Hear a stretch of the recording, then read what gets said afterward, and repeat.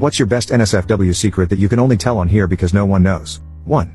I only really tell my stuff on here. Most of my friends IRL aren't as open to hearing about my funkapades, and I would never make anyone uncomfortable just to get my jollies telling them. 2. I worked in the adult industry for a decade. I was an affiliate manager, then moved into being a writer and finally produced behind the scenes content for the studios. Every time I tried to leave they would just up my salary until I stopped thinking of leaving.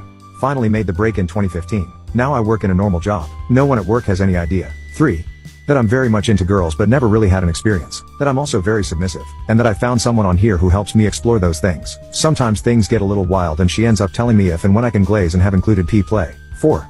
I would like to marry a woman who will occasionally have fun time with other men while I watch. 5. I say I'm straight, but gay corn has made me glaze the fastest. I'm still trying to figure that one out. 6. I sharted at work in 2011. 7. My friends and family think I'm a nerdy, fun time or press librarian type. The reality is, I'm fun time crazed and do things with my husband that they could never even imagine. 8.